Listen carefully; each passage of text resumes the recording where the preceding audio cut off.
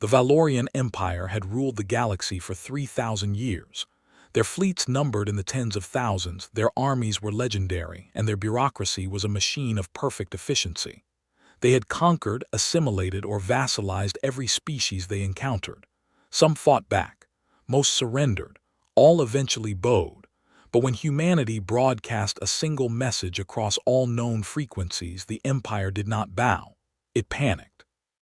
The message was simple, delivered by a woman named Claire Patterson, the elected representative of the Unified Earth Coalition. She stood before a camera in a modest conference room, wearing civilian clothes, no military uniform, no medals, no pretense of grandeur. Her words were calm, measured, and absolute. "We are humanity. We have observed your empire for the past century, your expansion, your methods, your wars. We have decided that the cycle of conquest and subjugation ends now. Effective immediately, humanity declares peace across the galaxy. All hostilities will cease. All occupied worlds will be liberated. All species will be granted self-determination. This is not a negotiation. This is a declaration." The transmission ended. Within the Valorian High Command, in the gleaming capital of Vestra Prime, Fleet Admiral Karis slammed his fist on the strategic table. The holographic display showed the origin point of the transmission, a small blue planet on the edge of the Empire's outer territories, Earth, a species they had catalogued as primitive pre-spaceflight, barely worthy of surveillance. "How did they broadcast on our secure channels?" Karis demanded. His subordinates exchanged nervous glances. The communications officer, a young Valorian named Torin, cleared his throat. "Sir, they did not hack our channels. They created a new frequency that overrides all our systems simultaneously. Every ship, every station, every colony received it. We cannot block it." Karis felt a chill. Impossible. Such technology would require an understanding of quantum communications far beyond even Valorian science. "Send a fleet," he ordered. 3 dreadnoughts, full support. Teach these humans humility." The fleet departed within hours. 3 massive warships, each capable of glassing a continent, surrounded by dozens of cruisers and frigates. They arrived at Earth's solar system 8 days later, weapons charged, shields raised, ready for war. They never fired a shot. Captain Nathan Cole commanded the lead dreadnought, the Eternal Fang. He had fought in 17 campaigns, raised 6 rebellions, and never once questioned his orders. But when his scanners picked up the human defense grid, his confidence faltered. There were no ships. No orbital platforms, no visible defenses, just empty space. And then the space moved. Nathan watched in horror as thousands of objects decloaked simultaneously, not ships, something else. They were small, angular, dark, and impossibly numerous. They surrounded his fleet in perfect formation, silent and still. "Sir," his tactical officer stammered, "those are automated defense drones. Millions of them. Each one is armed with what appears to be a singularity weapon." Nathan's blood turned cold.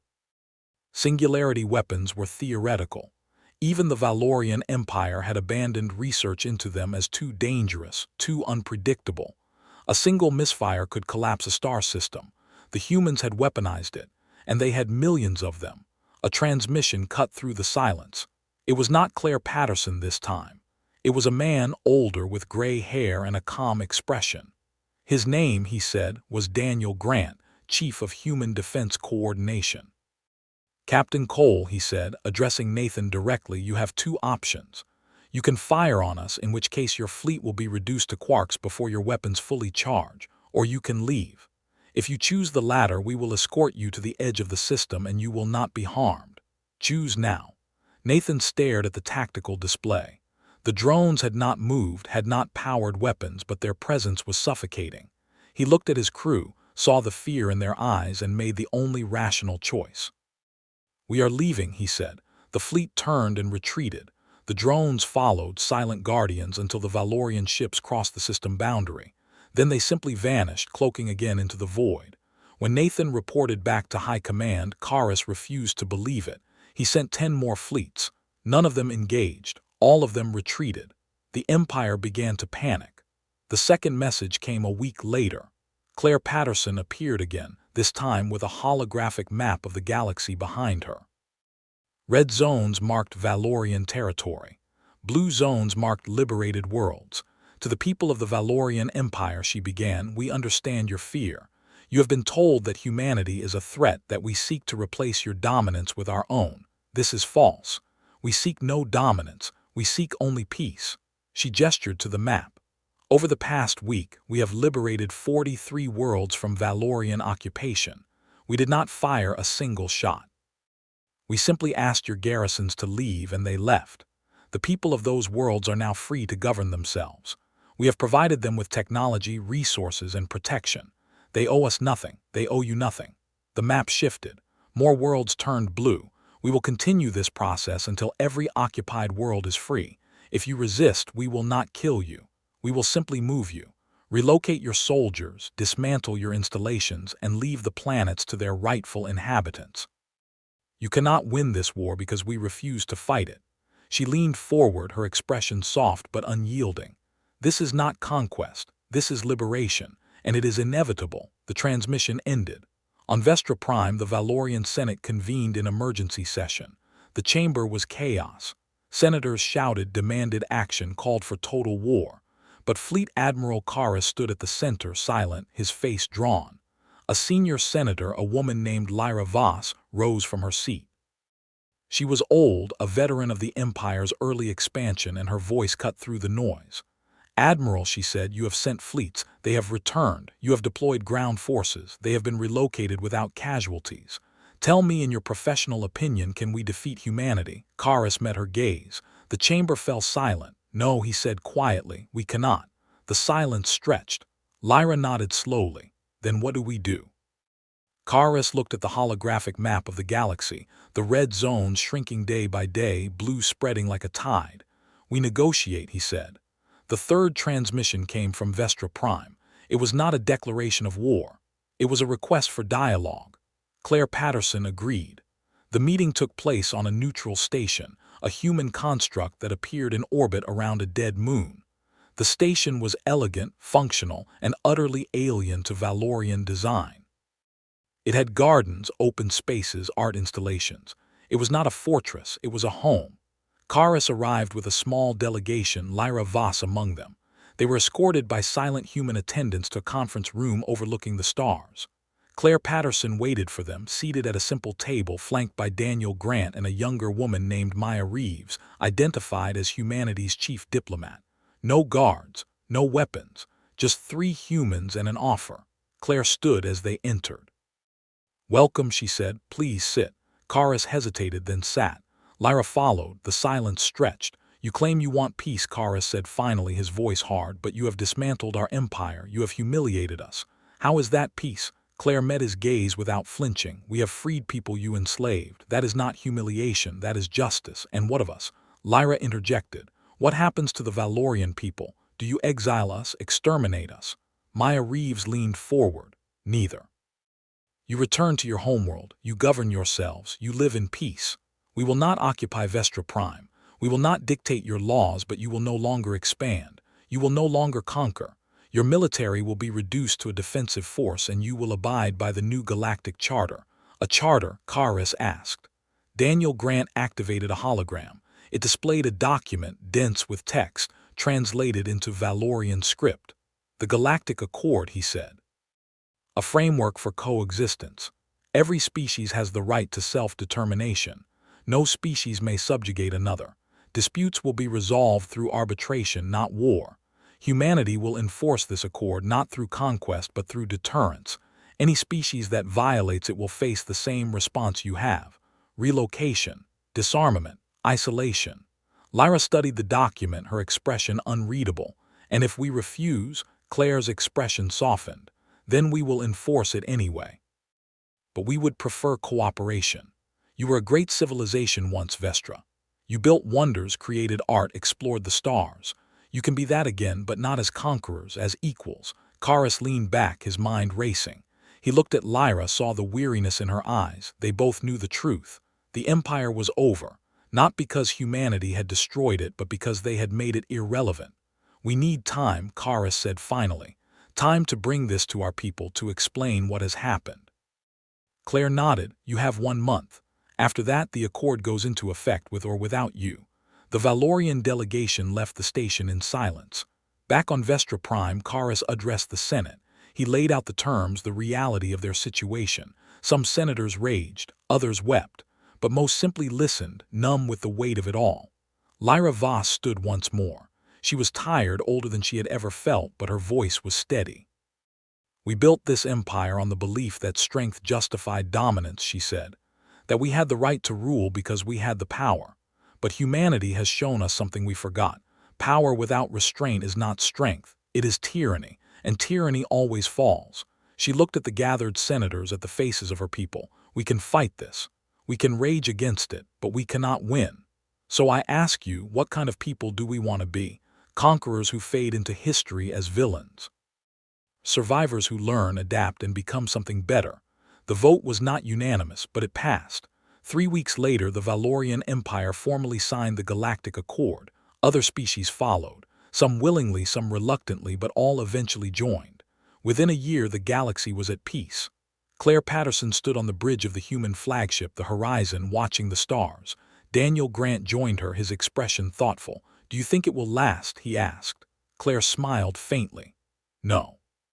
Peace never lasts forever, but it can last long enough for people to remember what it feels like, long enough for them to choose it over war. And if they don't choose it, then we remind them why they should." Daniel nodded, satisfied. Behind them, the automated defense grid of Earth pulsed silently in the void, millions of drones standing watch over a galaxy that had, for the first time in millennia, known peace. But peace did not mean complacency. Humanity understood what the other species were only beginning to learn. That dominance was fragile, that empires rose and fell, but systems, principles, and unwavering resolve could endure. On Vestra Prime, the transition was painful. The military was reduced, vast fleets decommissioned, soldiers sent home. For a people who had defined themselves by conquest, the loss of purpose was existential. But slowly, tentatively, they began to rebuild, not as warriors, but as something else. A young Valorian engineer named Kale Tor stood in the ruins of a decommissioned shipyard, watching workers dismantle the hulk of a dreadnought. He had grown up hearing stories of glory, of battles won, of worlds claimed. Now those stories seemed hollow. His supervisor, an older woman named Sierra Blake, joined him. She was human, part of the advisory council humanity had sent to help with the transition.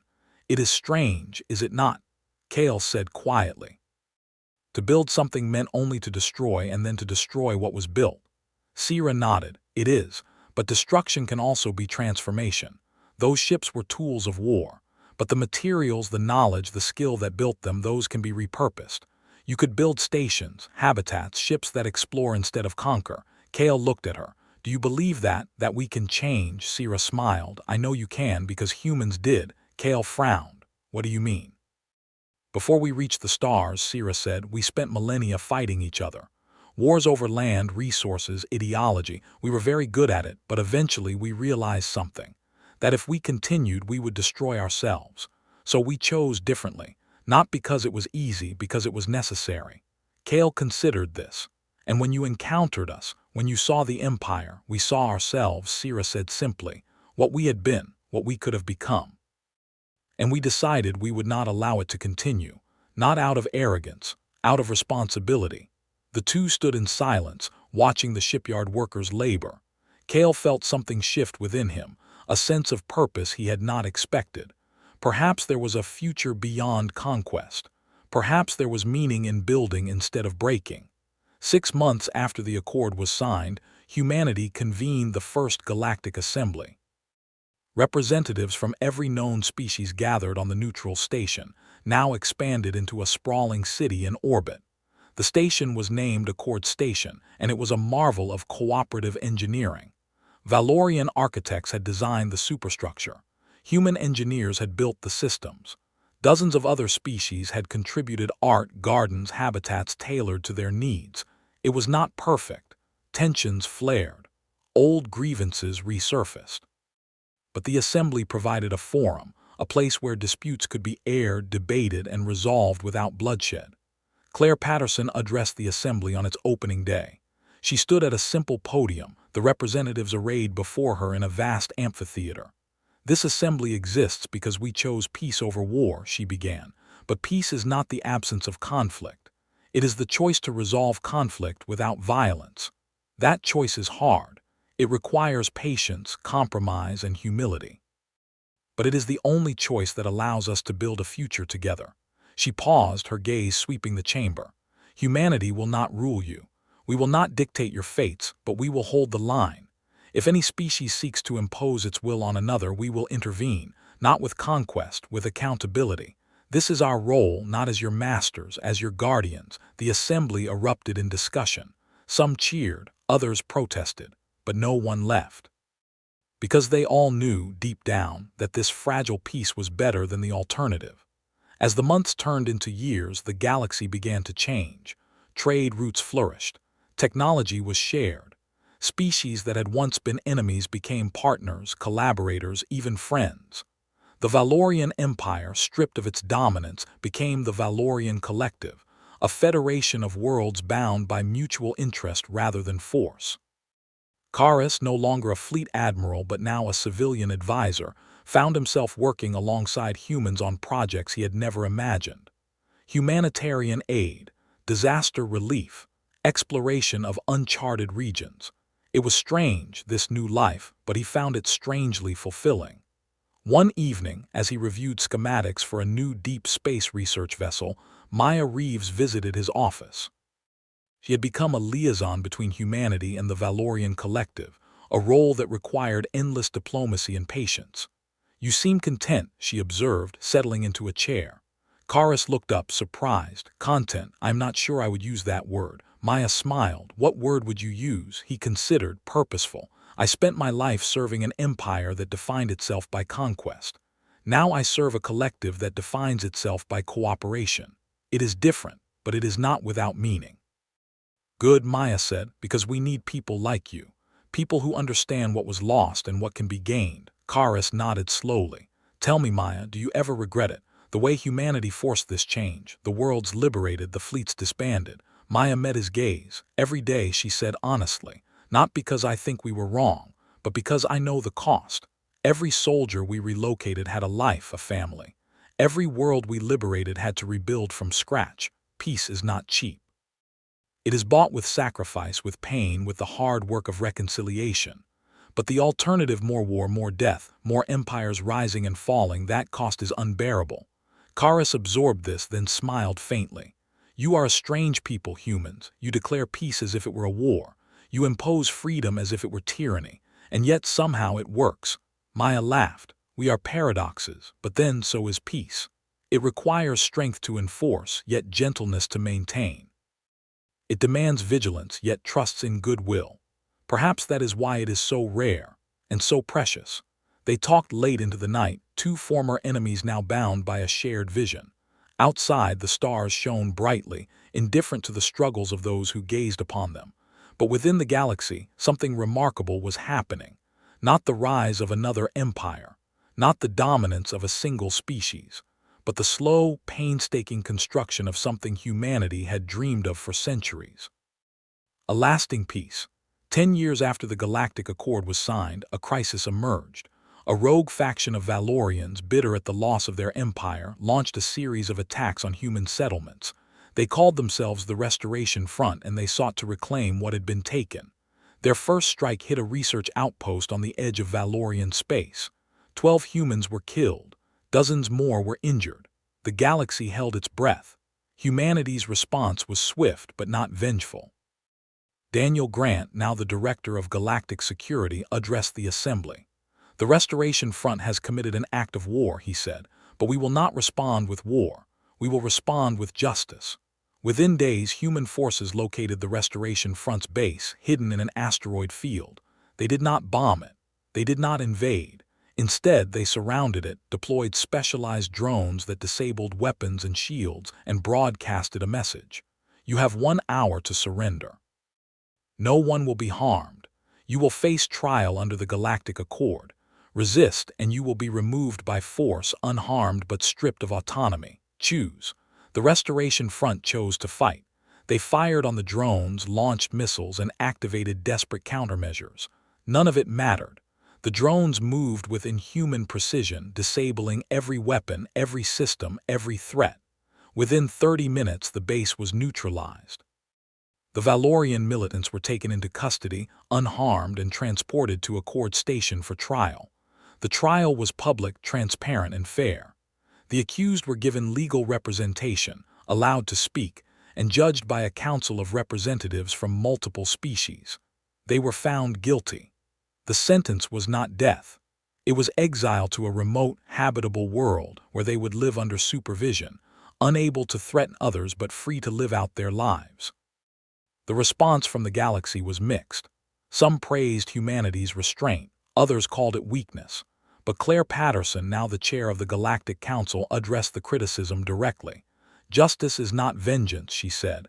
"Punishment is not the same as destruction. We could have killed them. We chose not to, not because we lack the capability, because we refuse to become what we fought against. If peace means restraint, then we will be restrained. If it means mercy, then we will be merciful. But make no mistake, if you threaten this peace, you will face the full weight of humanity's resolve." The galaxy understood. Humanity was not weak, it was disciplined. The years continued. The Galactic Accord matured. New species were contacted, integrated into the framework. Some resisted at first, but humanity's reputation preceded them. The species that declared galactic peace was also the species that enforced it with absolute efficiency. Claire Patterson grew old. She watched her children grow, saw the galaxy transform, and felt the weight of what humanity had accomplished. But she also felt the burden of what lay ahead. Peace was not a destination. It was a process, a never-ending effort to balance competing interests, to mediate disputes, to prevent the old cycles from returning. On her final day as chair of the Galactic Council, she addressed the Assembly one last time. "I have spent the last 20 years of my life in service of this council, of this peace," she said. "I have seen wonders I never imagined. I have seen species that were once enemies become allies. I have seen a galaxy transform from a place of endless war to a place where cooperation is possible." She paused, her voice thick with emotion. "But I have also seen the fragility of what we have built. Peace is not a given. It is a choice, renewed every day by every species, every individual. If you forget that, if you take it for granted, it will slip away, and the darkness will return." She looked at the faces of the representatives, young and old, human and alien, all united by a common purpose. Guard this peace. Nurture it, fight for it. Not with weapons, but with words, with patience, with the willingness to understand those who are different from you. That is the legacy I leave you. That is the hope I carry with me. The assembly rose as one, applause echoing through the chamber. Claire stepped down from the podium, her work complete. A new chair was elected, a Valorian named Lissa Kane, granddaughter of Lyra Voss. She was young, idealistic, and fiercely committed to the principles of the Accord. Under her leadership, the Council continued to grow, to adapt, to face new challenges. Humanity stepped back, no longer the sole enforcers, but now partners in a collective effort. The automated defense grid remained, a silent deterrent, but it was no longer humanity's alone. Other species contributed their own technologies, their own resources, creating a shared security framework that no single power could dominate. On Earth, in a small house overlooking the ocean, Claire Patterson sat on her porch watching the sunset. Daniel Grant joined her, his hair now white, his movements slower, but his mind still sharp. "Do you ever wonder if we did the right thing?" he asked. Claire smiled. "Every day. But I also know that doing nothing would have been worse." The galaxy was burning. "We put out the fire. And now we trust the next generation to keep the flame from rekindling. They will make their own mistakes, face their own crises, but they will do so with the tools we gave them. The systems, the principles, the belief that peace is possible." Daniel nodded, satisfied. "Then our work is done." Claire laughed softly. "Our work is never done. But it is time for others to carry the burden." They sat in companionable silence, watching the sun dip below the horizon, casting the world in shades of gold and crimson. Above them, the stars began to emerge, countless points of light in the endless dark. Somewhere among those stars, the galaxy lived, thrived, struggled, but it lived at peace. because humanity had declared it so, and the Empire had panicked, and the galaxy had listened.